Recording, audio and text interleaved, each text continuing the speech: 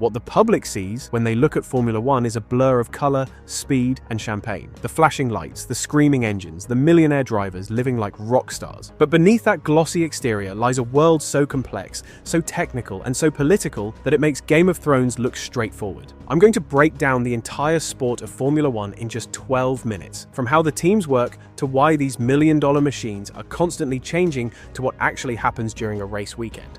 And here's the thing, I'm not going to drown you in jargon or technical specs. By the end of this video, you'll understand enough about F1 to actually enjoy watching a race, impress your friends, and maybe even pick a team to support. Formula One isn't just a sport, it's a global spectacle that combines cutting-edge technology, superhuman driving skill, and enough money to fund a small country. I've been following F1 for over 15 years, and I've seen how intimidating it can be for newcomers. There's a reason they call it the pinnacle of motorsport. It's complicated, it's exclusive, and it changes constantly. But here's what most beginner guides get wrong. They focus on the technical details instead of what actually makes the sport exciting. So, I'm going to walk you through the 6 essential elements you need to understand to truly appreciate Formula One. Before we dive deeper into the world of Formula One, take a second to hit that subscribe button. I'll be breaking down everything from race strategy to team rivalries in upcoming videos. And if you're enjoying this beginner's guide so far, give it a thumbs up. It really helps the channel. Now, let's get back to understanding these incredible machines. Part 1, the basics. Let's start with the absolute basics. Formula One is the highest class of international racing for single-seater cars. Formula refers to the set of rules all teams must follow when building their cars. Currently, there are 10 teams in Formula One, and each team has 2 drivers. That means 20 drivers on the grid for each race. The teams range from historic powerhouses like Ferrari, who've been racing since the very first F1 season in 1950, to newer entries like Haas, who joined in 2016. The season runs from March to December, with races, called Grand Prix, held around the world. In 2025, we have 23 races on the calendar, from the streets of Monaco to the deserts of Bahrain. But here's what makes F1 different from other motorsports. Each team builds their own car from scratch every year. They don't buy them off the shelf. Ferrari's car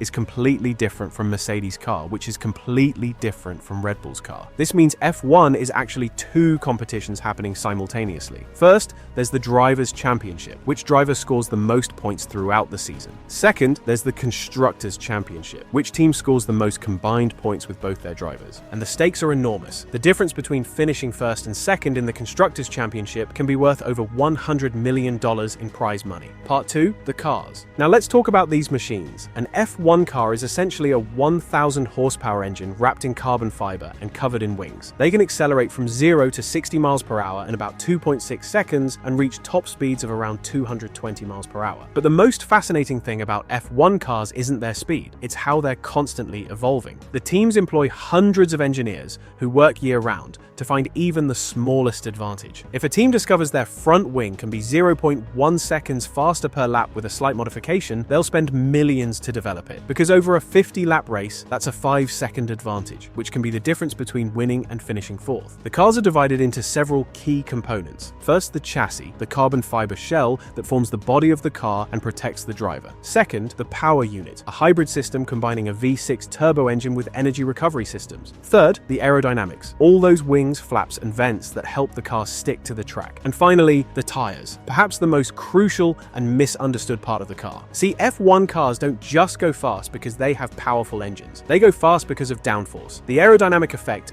that essentially sucks the car to the ground. An F1 car generates so much downforce that, theoretically, it could drive upside down on the ceiling at high speeds. But here's the catch. The rules governing how these cars can be built change almost every year. The governing body, the FIA, constantly updates the formula to keep the sport safe, competitive, and relevant. Part 3, the race weekend. So, what actually happens during a race weekend? It's a 3-day event that follows a specific structure. Friday has 2 one-hour practice sessions. This is when teams test different setups and get familiar with the track. Saturday morning has 1 final practice session, followed by qualifying in the afternoon. Qualifying determines the starting grid for Sunday's race, and it's split into 3 parts. Q1 lasts 18 minutes, and the slowest 5 drivers are eliminated. Q2 lasts 15 minutes, and another 5 drivers are knocked out. Q3 is a 12-minute shootout between the remaining 10 drivers for pole position. Sunday is race day. The race distance is always always around 305 kilometers, 190 miles, which usually takes between 1.5 to 2 hours to complete. But what makes a race interesting isn't just who's fastest, it's the strategy. Teams must make at least one pit stop during the race to change tires. A good pit stop takes about 2.5 seconds, but deciding when to pit can make or break a race. There are 3 main tire compounds available each weekend: soft, medium, and hard. Soft tires are faster but wear out quickly. Hard tires are slower but last longer. Choosing the right tire at the right time is crucial. And then there's the weather. Rain is the great equalizer in F1. Suddenly, driver skill becomes even more important than car performance. Some drivers, like Lewis Hamilton and Max Verstappen,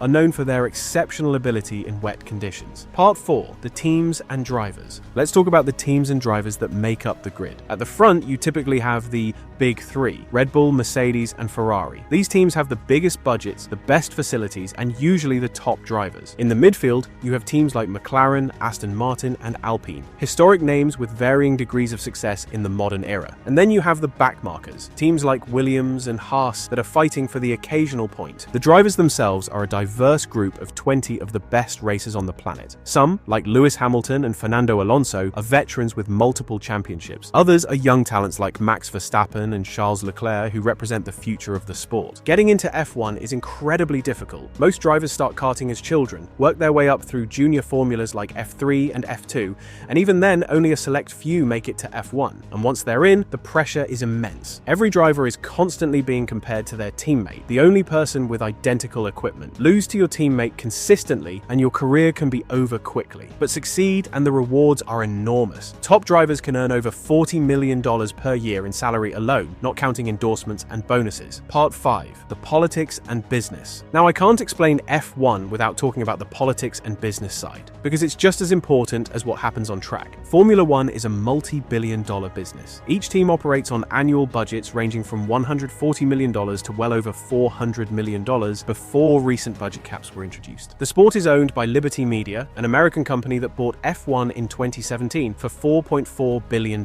They've been working to expand the sport's appeal, particularly in the United States, with new races in Miami and Las Vegas. The teams are constantly engaged in political battles over rules, revenue distribution, and technical regulations. These negotiations happen through the F1 Commission and the Strategy Group, where teams, F1 management, and the FIA discuss the future of the sport. One of the most significant recent changes was the introduction of a budget cap in 2021, limiting how much teams can spend on performance development. This was designed to make the sport more competitive by preventing the richest teams from simply outspending everyone else. But perhaps the most fascinating political element is how teams find loopholes in the regulations. F1 has a long history of creative interpretation of the rules, finding grey areas that allow for performance advantages while technically staying within the letter of the law. Part 6. How to enjoy watching F1. So now that you understand the basics, how do you actually enjoy watching a race? First, pick a team or driver to support. Having someone to root for makes the experience much more engaging. Maybe you like the underdog story of a midfield team, or perhaps you're drawn to the dominance of a champion. Second, understand that not every race is going to be a thriller. Some tracks naturally produce more exciting races than others. Monaco, for example, is prestigious but often processional due to its narrow streets making overtaking nearly impossible. Third, pay attention to the battles throughout the field, not just at the front. Sometimes the most exciting racing is happening for 10th place, not first. Fourth, listen to the commentary. Good commentators will explain strategies as they unfold and point out things you might miss. And finally, give it time. The more races you watch, the more you'll understand the narratives and rivalries that make F1 so compelling. You'll start to recognize the driving styles of different drivers, the strengths and weaknesses of different cars, and the strategic tendencies of different teams. If you're just getting into F1, you've picked an exciting time. The sport is more competitive than it's been in years, with multiple teams capable of winning races. The technological innovation continues to push boundaries, and the personalities, both in and out of the cars, provide endless drama. But if you want to truly understand the deeper layers of Formula One, check out my next video where I break down the technical side of the sport, from aerodynamics to engine modes to tire compounds. The link is on your screen now. Until then, enjoy the racing. And remember, in F1, everything can change in a single corner. If you enjoyed this beginner's guide to Formula One, hit that subscribe button and click the notification bell so you don't miss my next video on the technical side of F1. Drop a comment letting me know which team or driver you're supporting this season. Thanks for watching, and I'll see you on the grid.